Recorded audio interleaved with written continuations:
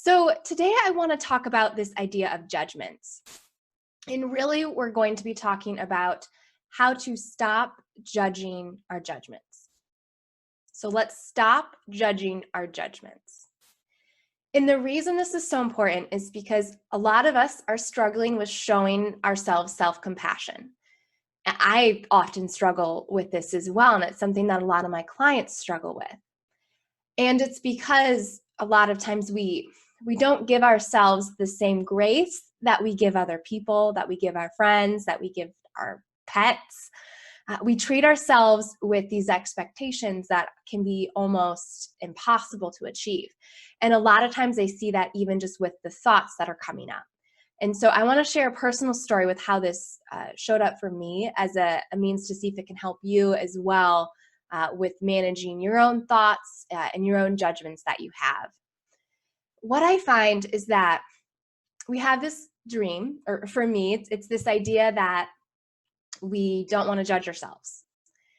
And so what happens then from this intention is anytime we have a thought that's judging, whether it be of ourselves or of others, we get mad at ourselves.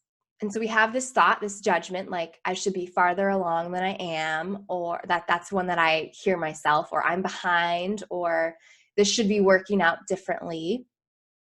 We have that judgment thought, and then we judge ourselves for having the thought.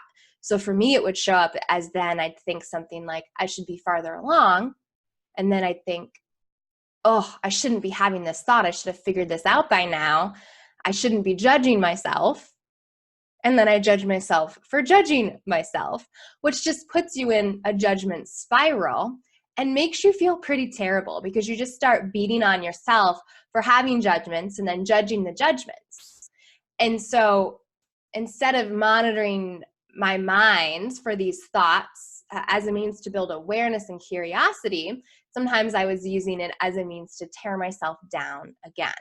Just another way for me to show myself how I wasn't good enough, wasn't smart enough, wasn't strong enough to be able to do it. And so what I notice is the first layer then is not to just try to stop judging, because you can't control the thoughts that are popping in your head. You seriously can't. There's inputs coming in, visuals, audio, sense, smells, those five senses are coming in, and you have thoughts about them. But those thoughts aren't necessarily you. It's thoughts that your brain's having about them. And then you get to decide whether you want to believe those thoughts, whether you want to hold on to those thoughts, whether they help you, or whether you just want to see them as thoughts.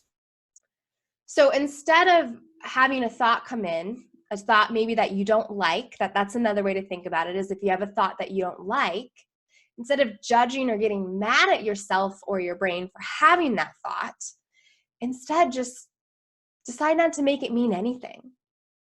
Have the thought and think, oh, there's my brain, being a brain, bringing up a thought, and just leave it at that. Don't try to analyze it. Don't try to figure out the deeper meaning behind why you're having this thought and why it keeps coming up. Because when we do that, what we end up doing is creating more evidence for ourselves about why we're the person who has that thought, which just reinforces having the thought. You make it into this big deal by leaning into it. And so instead, just think, oh, having that judgment again. Okay, that's all right. It's just a thought in my brain.